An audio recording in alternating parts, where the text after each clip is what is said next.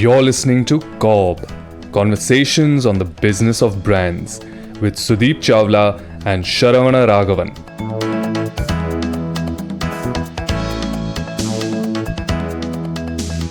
We've been talking a lot about how people should think about launching a brand and how the brand thinking actually starts even before business thinking does. And I think we're a little biased.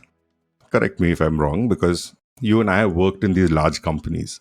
So most of these brands that we worked on have already existed even before we came onto the scene. Let's take the case of the smaller businesses. How can they even think of their brand before they've launched their business? Before you answer that, I'm going to put you on the spot.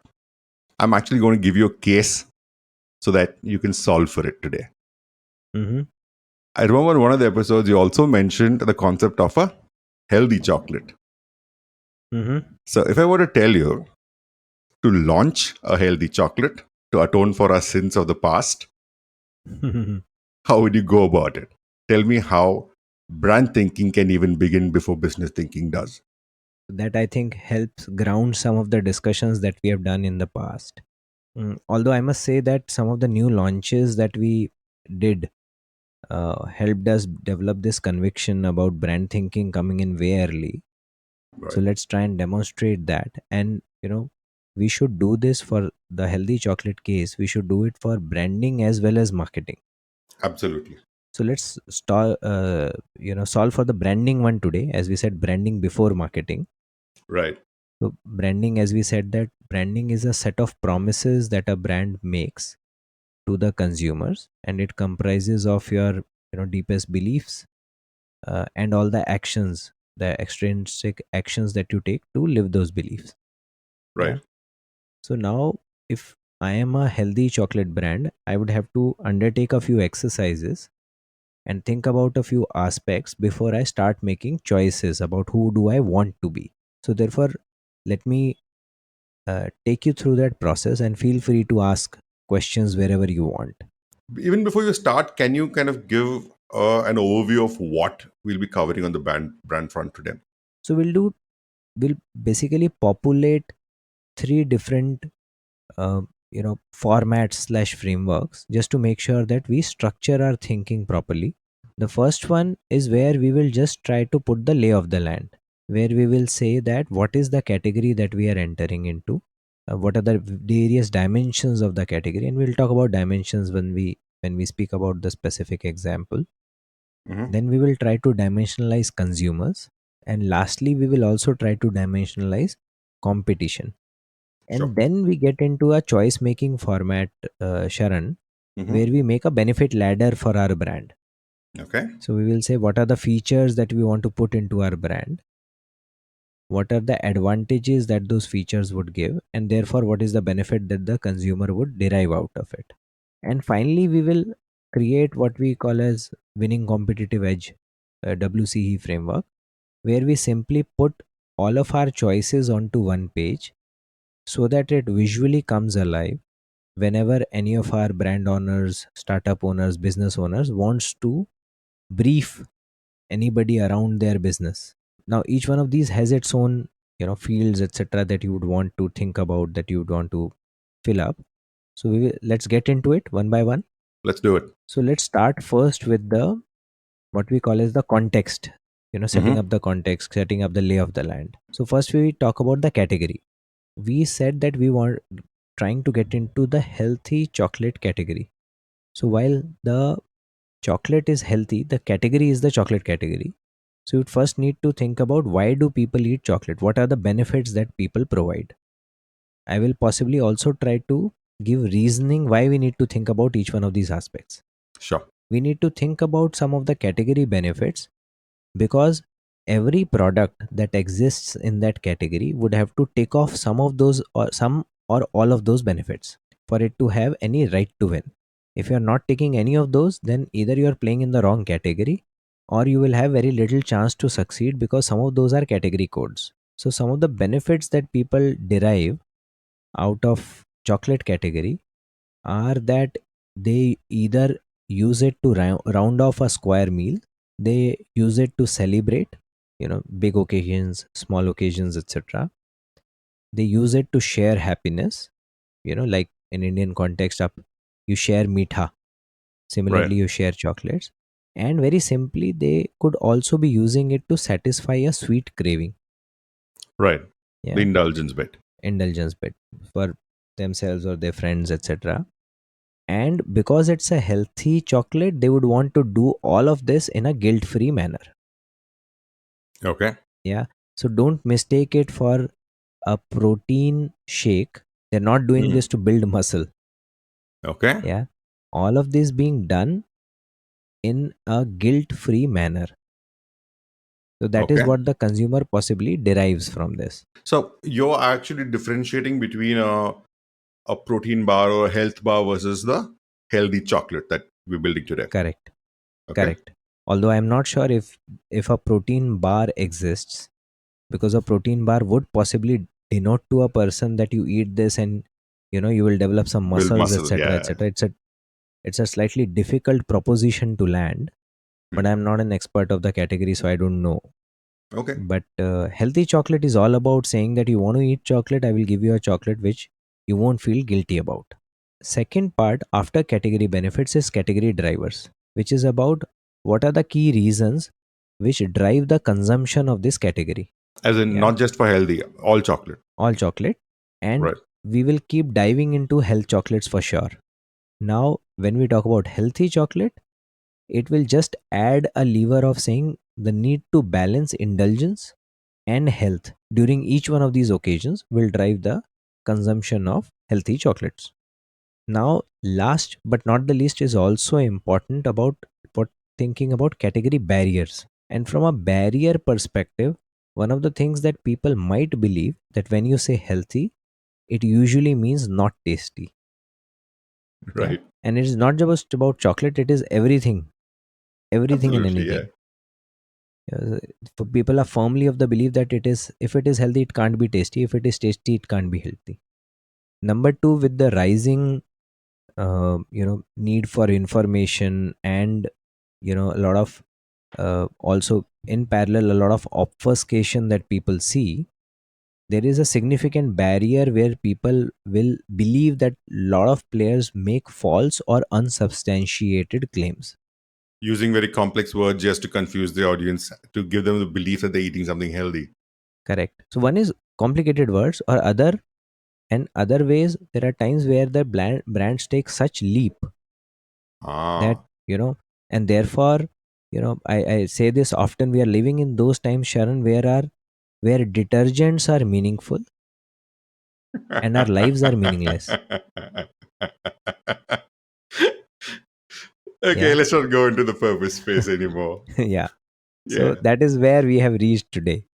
So therefore, false or unsubstantiated claims. And third piece is we have seen this a number of times. Whenever there is a healthy brand, somehow people believe that a healthy brand should look like a doctor's handwriting. Yeah, everybody shouldn't be able to understand what is in it, but it should look like a prescription drug, and therefore lots of things written on it. You only need to just write RX in front of it. Yeah, and therefore inability to understand claims is also a category barrier. Okay, I'm going to actually turn that around. Hmm. Now, is the inability to understand claims also a driver of trust in this category? Might work for some. For example, for medicines it might, because people don't expect to understand it. Now you're talking about a category which otherwise people think they understand, which is chocolates. Hmm. Hmm. Now how you have made a indulgence category into health, you should ideally try to build believability. If you obfuscate, then regardless of your product truth, people will club you with all other chocolates. Because I've worked on this category in the past, even Kinder Joy has in their advertising shows milk, cream, and barley and wheat, etc., etc. So the category has done its own share of sins. Of Yeah. So if course. you're not clear enough, you will get clubbed there. And hence I'm saying this is a barrier. This completes the category section. Now next we go to consumers. So therefore first we say what are the core consumers, and this is where I introduce four terms, and let's just understand those four terms properly. Okay. We talk about core consumer, we talk about growth consumers, we talk about expert consumers, and we talk about shoppers. Core consumers are people who will be contributing to 70-80% of your current revenue. Means the current revenue of the category. Current revenue of the category. Right. And if you are an existing brand, current revenue of your existing brand. Okay. Growth consumers are people who will be contributing to 70-80% of the growth that you will get in the years to come. The incrementals. Incrementals. A lot of the times they might be the same as your core consumers. There's no problem in having both the same, but you should always spend time thinking about, would my growth come from the current set of people or would my growth come from different set of people? But as a thumb rule, wouldn't your growth come from new trials anyway? So for example, Sharan, if you are uh, marketing to kids, a lot of your growth could come from driving frequency amongst kids, because you could make them eat chocolate twice, thrice, four times, five times a day. You could also, drive frequency, you could drive penetration amongst kids also. However, you might have a belief that right now I've reached a level where driving frequency amongst kids or penetration amongst kids is going to be a very, very costly or inefficient affair. And therefore, I want to start appealing to slightly elder audience. I want to appeal to teenagers, for example. Right. So therefore, teenagers become your growth consumers, kids become your core consumers. Got it. And Okay. therefore, what you will possibly do is, when you craft your proposition for a current brand, you would want to craft a proposition which talks to the growth consumer without alienating your core consumer, because you want to keep your volume churning. For a new brand, it's an opportunity to choose whether you want to go to the core consumers of the category or you want to go to the growth consumers of the category. The third piece is expert consumers. Now, expert consumers are people who are either very, very heavy consumers of your brand, or they are the ones who will have a point of view slash influence on the consumption of your brand. And they are the guys who can become an interesting contributors to your brand story. And when you speak to them, you discover very interesting aspects or interesting sides of your brand. Yeah, they might not be extremely relevant in terms of consuming themselves, but they'll be impacting consumption of a whole lot of people in your TG. The fourth is the shoppers. There are a lot of categories where the shopper is different from the consumer. Somebody else picks up the product from the shelf and then gives it to the consumer. Yeah, a typical example would be in a kids category. Usually is the mother that's the shopper, mother or the father, and the kid is the consumer. Now for the whole this one, the healthy chocolate, what I have said is that core consumers, number one, are teenagers who are health crazy. Yeah, they are the ones who want to indulge, but they are also conscious of the fact that they don't want to become they would want to spoil their health. Hmm. The second is NCCSA adults, Hmm. because when adults realize that they've started losing their ability to burn fat when they were like they used to when they were younger, that is when they immediately start, you know rationalizing some of those things. So at the very first, they will look at their indulgences, Got it. and when they go forward, they start indulging into healthy activities. Mhm. But first thing is to look at indulgence, and therefore those guys become a target. From a growth consumer perspective, what I have done for the healthy chocolate, I am possibly saying that I would want to pick up NCCSA adult women. Yeah, so I'm saying that today most of the category is possibly talking to teens. For this product, I would want to talk to women, adult women. And the reason I've chosen adult women here is that the mother or the women of the household were in a position where the mother used to sacrifice everything for their kids, and the mother would eat less, eat unhealthy, etc., etc., but she would give the most healthiest stuff to their kids and her husband. Yeah, those were the days of sacrificial mom. So these days I am seeing a revival where women want to take care of themselves also. In fact, so much so that it is not just the kid or kids health which is a reflection of what happens in the home. In fact, the mother's health is also a reflection of what happens in the home. Possibly the previous mindset was emerging out of scarcity. Even today, possibly in households where food or healthy food is scarce, we might see the same phenomenon in at least the middle class, which Hmm. contributes to about more than one third of India today. You will find that the women are increasingly started making choices, sometimes differently from what rest of the household eats or does, to make sure that they're able to take care of themselves. Yeah, so therefore I am saying that this is one segment which is bound to grow very well. The Mhm. current thrust on cosmetics that you see, all that, quite a few movement in D2C brands, etc., kind of tells you that this movement is already afoot. So I'm just going to stop you before you go on to the next point, Sudeep. Hmm. Are you saying that the current category of anything related to the healthy chocolate is catered towards teens and adult men? But Hmm. with the new brand that you're launching now, you see Hmm. women as an untapped opportunity within the category? In fact, one of the points that I'm saying is that the current communication for the brands that I remember in this category is not very clearly targeted at men or women And you see an opportunity to target women specifically. specifically. Correct. Some of the earlier ones that I see, where brands like, for example, Right Bite, Nature Valley, etc., had associated more with sports, youth, etc., etc. So Mhm. therefore, that's the impression that I have in my mind, that this is what they used to do. I Okay. haven't seen anybody targeting women specifically. Then the next question to answer is, what are the expert consumers for the brand? And amongst the expert consumers, I am saying that dietitians are possibly an expert consumer, because a lot of these people have now started consulting or following dietitians. A lot of the dietitians are influencers now, and so therefore those are the people who will have a point of view on what these guys are eating and what how should they eat, etc., etc. The second one that possibly are expert consumers are gym instructors, yeah, or personal instructors, fitness instructors, etc., who will have a point of view. Lastly, the shoppers. Shoppers is obviously the women of the household, because this becomes a pantry item, and the teenagers themselves. Yeah, that is how the consumer pans out.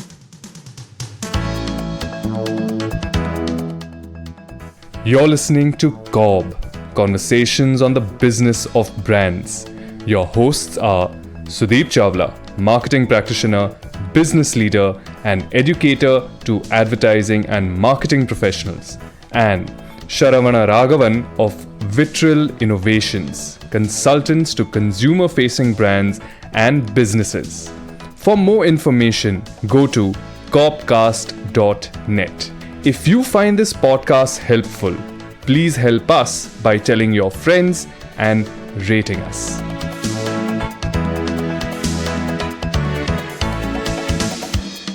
Then we move over to the last bit on this, Sharan, and the last bit is about competition. And you talk about competition so that you specifically know how is the competition positioned, who is your competition, how are they positioned, and therefore what would you do differently from them, and that therefore creates differentiation for yourself. So who is the competition for the brand? I see the Whole Truth as my competitor. Yeah, that's the most salient competitor, at least in my head. And who are the big competitors? I say the biggest is the Whole Truth for me, Mhm. and then there are brands like Slurp Farm, Little Joys, and many others. You just mentioned Right Bite and Nature Valley. You're not including them here?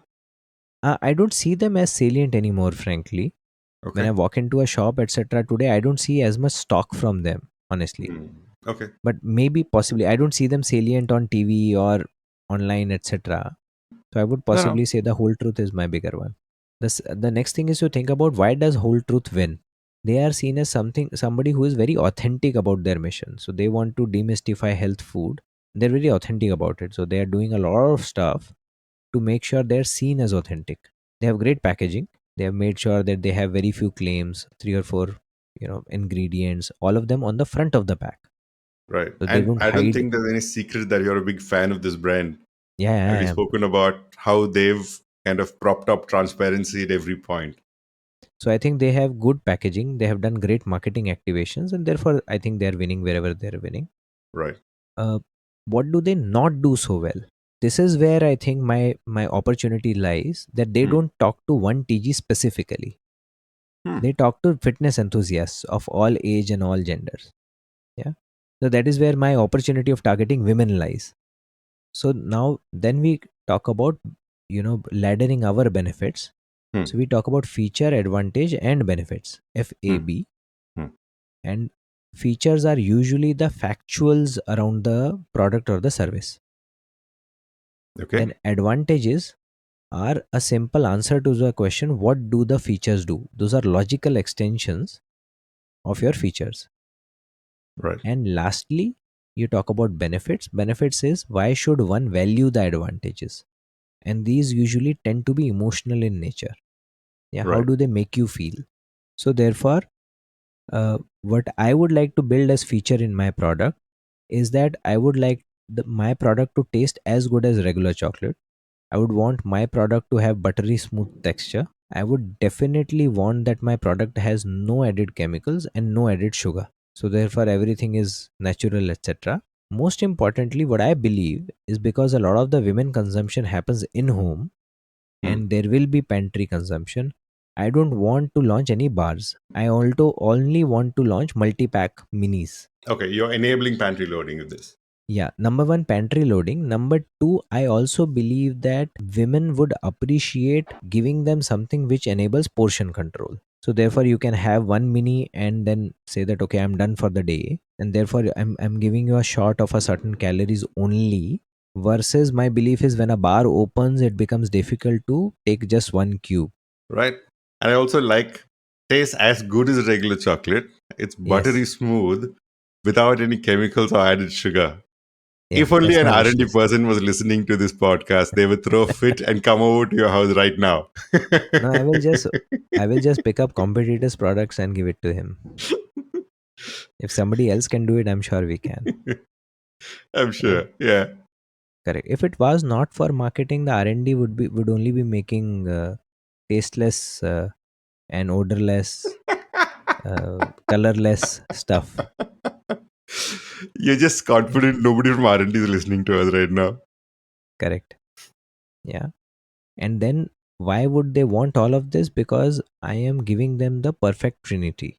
Yeah, and Okay. which usually hasn't existed thus far. And I'm only talking to women. Yeah, so I give them the perfect trinity, which is I give them good portion control, I give them great ingredients, and they give them the greatest taste. So there's good, great, greatest there, Hmm. and it is meant for women. So I would possibly position it saying that the perfect trinity for the perfect goddess. For the category, the core consumers are teen and adults. Within the adult segment, the women will possibly be the growth category for the growth consumers for the category. Wouldn't you be letting go of a large Hmm. portion of the people who are already consumers of the category? Correct. I will be. I And will is be. that not a risk? It is. See, again, the fact is that when you do segmentation, targeting, positioning, the fact that you're choosing a segment means that you're not choosing others. So I would much rather create extreme affinity with a slightly smaller segment than have a very surface level affinity with a significantly large segment. And what I also believe is that once I have established my credentials basis my format and my product, etc., there is nothing in the product per se which dissuades others from having it. So I'm going to put this question. This is something I struggle with a lot of the entrepreneurs I work with. Mm-hmm. Everybody wants to make a product that appeals to everybody, Hmm. and you're doing the opposite. Hmm. While I'm inclined to agree with your positioning, I'm still going to push you and saying, I'm a Hmm. new business. I'm a Mm-hmm. startup. Mm-hmm. Why will I start my business by ruling out a significant part of my possible target audience? So let me try to turn it around. Yeah. So when you are a new business and you are making choices, you will make choices on two axes. One axis in is size of the price. The second axis is about the ability to win. So therefore, if you just take NCCS A women, yeah, it's not a small number. There is no D2C brand today that reaches even 1 crore consumers properly. Yeah. So number one, while it might seem very big that oh I am giving away teenagers, etc., etc., you're still talking to 15, 16 crores, 20 crores consumers. Fair enough. So therefore, you have to be realistic about the numbers that you're going after. And Hmm. I would still say that don't be worried about, alienating or not. Rather, it's not about alienating, not targeting a certain segment to start with. Got Yeah. it. As a startup founder, you are actually wanting to attract early adopters. Exactly. You should be happy. First, think about getting your first 10 consumers. Leave aside the crores. Getting the first 10 is usually the hardest. So therefore, I'm very comfortable saying that I'll only target women, NCCS A, adult women of that kind. So that takes care of my FAB. Then largely we are done now. Now that we have made all the choices, Hmm. then all that we do is we put it in a simple, nice looking format Hmm. where we paste the picture of the kind of women that we are talking about, and then we clearly call these winning, we call all of this as winning choices, and we say that this product, the healthy treat, I'm calling my brand as the healthy treat. The healthy treat is for NCCSA women who want themselves and their families to eat healthy, and who think that their own health reflects their family's health. And this is to the point, you remember, Sharan, we spoke about the fact that don't just do demographic targeting, do Right. attitudinal targeting as well. Exactly. So this is where your demographics is NCCSA adult women, but Hmm. you also want to specifically target the mindset, which says that these are the ones who want to take care of themselves, and take take pride in the fact that their health reflects their family's health. Hmm. Yeah. And therefore, to them, the healthy treats offers the perfect trinity for their treats. Yeah. Good portion control, great ingredients, and greatest taste. And why should you believe it? Because healthy treat uses only natural ingredients, so any added chemical sugar, and it provides great portion control via the minis format. Yeah. Perfect. So this almost becomes my concept card, if you might call it, without the Right. photograph um, of Product. the product, etc. Hmm. And that can become a stimulus. And the other day you were asking me, how can a small brand do research without Right. having budgets, etc., etc. You create a concept card like this with simple inputs. Go and meet consumers, go and meet NCCS A women, and don't go interview your wife. Please go to somebody who will not be biased. You show it to them and see what do they say, what do they like about it, what do they not like about it, and be ready to do recycling once or twice before you finalize your concept. And Right. then you are, my friend, ready to launch the healthy treat. Awesome. But before I start singing praises of what you've done today, I'm Hmm. going to point something out. You've worked on some crazy ass big brands, and for a sample, you named this brand the Healthy Treat. Hmm. And this, listeners, is why we engage with creative agencies to come up with Correct. better names than the Healthy Treat. Yeah, yeah, of course. Of course. Give me a example, or give me a challenge, I'm good. You give me time, I'm unbeatable. So I'll need some time to come up with something more creative. But you're right. Uh, you should never shy away from engaging with some creative partners, because they will add tremendous value to your offerings, Absolutely. and they will embellish it so that the TG would really really like them. Awesome. No, I completely agree with that. And just to get back on track to say, I think you've done a very, very good job and gone through it pretty fast. So you started with putting together the brand prerequisite framework. You've covered analysis Hmm. of the category, the consumers, and the competition. And then you basically built up a brand from scratch. You spoke of how you will define the features which are relevant to the category and the consumers, what the advantages of the features are, and how they translate into the eventual benefit for the consumers to hook them on an emotional level. And then you're summarizing all of it, a winning competitive framework to, to put it down as a pseudo concept that can even be tested with consumers. And you did that in what? Roughly 30 minutes? Yeah. By and large, yes. I think that's very good work for 30 minutes, Sudeep. No, I think so. And I must also advise people that when you are putting down some of these things, you should, obviously have a significant category context. So I would advise you to go out, talk to retailers, talk to your teams, talk to people who are consumers, and then put this up. I have put it up only from what possibly I understand from outside of the category. I'm sure there are many nuances that I have not captured here. No, I think this is more an approach. While I put you on the spot for healthy chocolate, I think the entire framework holds good for any consumer facing category that Correct. people are working on. Correct. And Correct. In not, fact, in fact, not even consumer facing, could be any brand that's being created. yeah, yeah, yeah. And this is just a model to follow. And Mm, if you can understand the core of what's being done, mm, then you might not even need these frameworks to build what you're building. yes. What happens after this? So then, so this completes your branding thinking. Hmm. So this allows you to tell you that what is the kind of shape, format, etc. your brand would take, and therefore, what is the core one or two things which will support the belief with which you are starting this brand. It allows you to then build all your assortments, your behaviors, your interactions around it. Then once you have, once you've got sufficient amount of evidence that this is holding resonance for your target segment, you then start thinking about marketing it, because you want to reach to the larger set of people. Right. Yeah. So what we will do possibly, Sharan, sometime over in the next podcast sometime, is to create the next set of frameworks slash choices, which will enable anybody to, then create their marketing briefs out of this. Hmm. So we can actually create a proper marketing brief for the healthy treat.